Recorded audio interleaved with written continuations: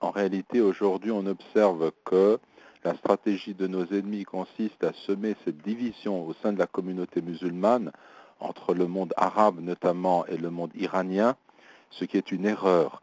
Nous devrions tous serrer les rangs autour de notre foi qui nous est commune en tant que musulmans, autour de nos principes qui sont les mêmes pour l'ensemble de la nation musulmane, contre l'agression sioniste, et cela est une réalité. Le premier des devoirs, on peut le dire, c'est d'abord les invocations, le fait de nous tourner vers notre Créateur pour venir en aide à nos frères, à nos sœurs qui souffrent en Palestine et dans le monde musulman. Et donc l'invocation en islam est très très importante. C'est même l'arme du croyant, comme vous le savez. La deuxième chose, c'est de travailler de façon continue à apporter une aide humanitaire sur le terrain. Et donc chacun d'entre nous devrait se soucier de donner comme une part de sa lutte pour le combat légitime en Palestine en faveur de ce peuple, et donc donner, parrainer par exemple un orphelin, donner une part de son bien, participer à toute œuvre humanitaire en faveur de la Palestine. Troisièmement, il faut boycotter tous les produits des diverses économies qui vont dans le sens de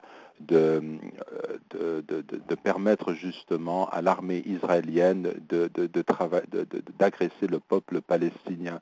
Donc boycotter ces produits parce que cela se traduit au niveau économique par les industries d'armement et l'achat d'armes qui permettent à Israël d'agresser le peuple palestinien. Pour être franc avec vous, je pense qu'aujourd'hui, la communauté internationale nous a montré que ce ne sont pas des manifestations qui peuvent changer le cours de l'histoire, puisque cette communauté internationale répond et obéit entièrement aux lobbies sionistes. Et donc cela signifie que c'est par l'engagement et l'engagement armé sur le terrain, la défense légitime des territoires palestiniens, que El-Quds sera libéré.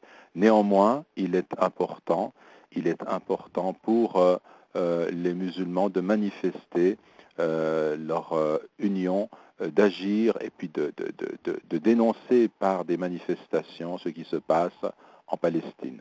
Alors, le Centre islamique de Genève participe à tout effort en faveur de la Palestine, et donc notre programme à nous, il est continu puisqu'on réunit des fonds, des collectes de façon périodique, puisque notre action, elle se poursuit et nous faisons des récoltes de fonds en faveur de nos frères en Palestine.